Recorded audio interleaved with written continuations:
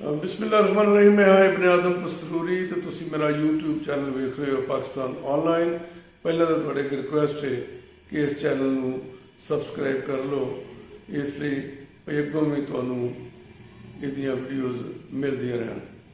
तो असीं गल करांगे ज़मान पार्क लाहौर की, जिथे एक अदालती वारंट के तहत चेयरमैन तहरीक इंसाफ इमरान खान साहब को गिरफ्तार करने लई इस्लामाबाद की पुलिस पहुंची तो नाल पंजाब की पुलिस मिली। तो फिर तुसीं तमाशा वेख्या कि पूरे 2 दिन पूरी दुनिया के चैनलों ने भी नशर किया भाई पाकिस्तान की पुलिस उन्होंने गिरफ्तार कर लिया ही। इमरान खान साहब ने कहा कि वो पुलिस के अगे सरेंडर नहीं करेंगे बल्कि अदालत के अगे सरेंडर करेंगे, अदालत को गिरफ्तारी देंगे, उत्थे पेश होंगे। लेकिन पुलिस ने वहशियाना पुलिस गर्दी का इस्तेमाल शुरू कर दिता। आंसू गैस, वाटर कैनन, शैलिंग, फायरिंग और लाठी चार्ज और बख्तरबंद गड्डियाँ, प्रिजनर वैन और जड़ियाँ पुलिस दियाँ रवायती तरीके होंगे ने किसी जगह को फतह करने वास्ते अपने वालों वो उन्हें सारे इस्तेमाल किए। और तुहानूं याद है कि 10 महीने पहला 11 महीने पहले जो इमरान खान साहब की हुकूमत खत्म हुई तो उस तो बाद इमरान खान उन्होंने साथी उन्होंने आके लिखने वाले सहाफियों के उत्ते एक सख्त वक्त मुसलसल चलिया आ रहा है। उन्होंने मुकदमे कायम किए जाते हैं, गिरफ्तारियां की जाती हैं, उन्होंने पुलिस तशद्दुद का निशाना बनाया जाता है। और तुहानूं पता है जो इमरान खान साहब ने लॉन्ग मार्च किया तो उन्होंने फायरिंग भी हुई जिसे बाल बाल बचे और वो 2 लोग जो है उन्होंने बेचारियों की हलाकत भी हुई इन वाकयात। और उस तो बाद भी जो इमरान खान साहब ने रैली कढ़ी लाहौर उत्थे भी तुहानूं पता अन्नेवाह लाठी चार्ज तो पुलिस गर्दी हुई। ये सारा कुछ कहा जा रहा है कि गलंदन प्लान का हिस्सा है।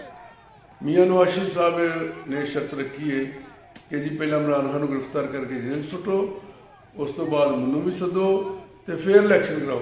यानी जी सब तो वड्डी पार्टी है पाकिस्तान तहरीक इंसाफ का लीडर तो जेल च होए तो जनाब नवाज शरीफ साहब जोड़े ने वो इलैक्शन लड़ने और इलैक्शन कैंपेन चलाने बाहर मैदान च हो तो फिर उन्हें कहा जमहूरीत पाकिस्तान जा सकती।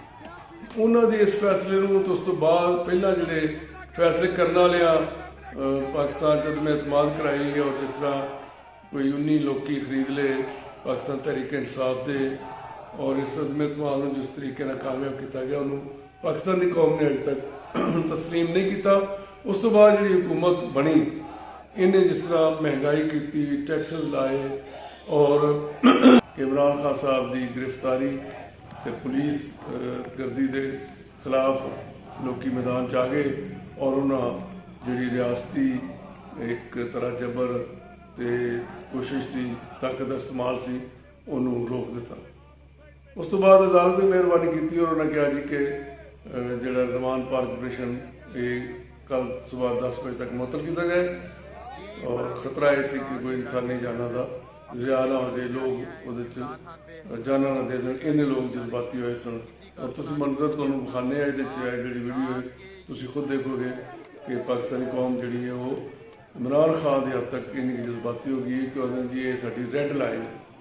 और ख़ास तौर पर जोड़े सहाफ़ी ने, वकला ने, बाशऊर तबका है पाकिस्तान का, नौजवान ने, औरतां ने, हर बच्चा बड़ा सारे मैदान च। असीं तो भी मंजर वेख्या कि पाकिस्तान के बजुर्ग सियासतदान जोड़े ने उन्होंने मैं बड़ी जज्बाती तकरीर करते हुए वेख्या और वकला जिस तरह पुरजोश नारे लगा रहे हैं और जो जोश और जज्बा लाहौर च नजर आया वो जी PDM खास तौर पर हुक्मरान जमात ने उन्होंने एक नविश्ता जवार है उन्होंने वेख लेना चाहिए कि अगों जो पाकिस्तानी कौम बिल्कुल बागी हो चुकी है उन्होंने खिलाफ और PDM की हुकूमत को नहीं मानती और वो आते हैं इंपोर्टेड हुकूमत है।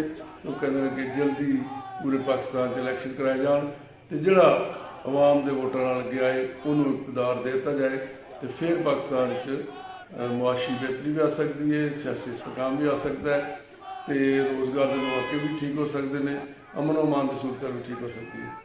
तो ये यही गुजारिश करांगे कि जोड़े फैसले करने वाले ने वो बेहतर फैसले करन और किसी पार्टी को दीवार नाल लाने की बजाय सारिਆਂ ਨੂੰ जमहूरी तरीके अगे बढ़ने का मौका दिता जाए। शुक्रिया, उम्मीद है तुहानूं ये वीडियो पसंद आएगी। Thank you very much.